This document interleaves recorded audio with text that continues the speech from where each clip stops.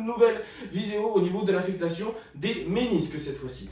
Pour ce test, donc, il s'appelle le test de McMurray, il est relativement simple à réaliser également. On va venir chercher une semi-flexion au niveau de notre patient. À ce niveau-là, on va venir donc mettre une main pour pouvoir la mener en rotation interne ou en rotation externe.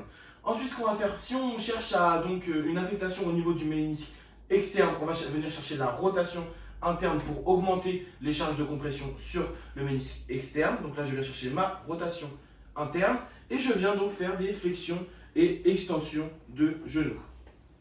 Je maintiens bien ma rotation interne.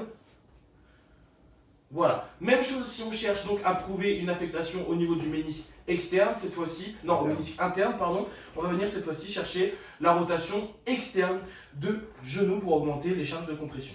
Donc même chose, rotation externe, et je viens chercher la flexion-extension. Voilà.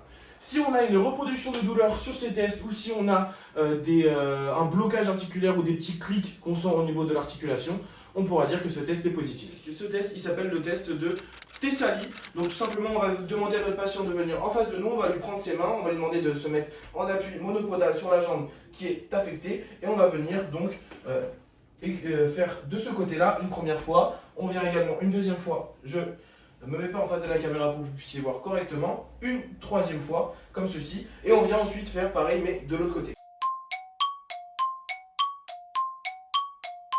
Si on a une reproduction des symptômes ou si on a un blocage articulaire ou encore une fois des petits clics au niveau du genou qu'on peut entendre, on pourra dire que ce test est positif.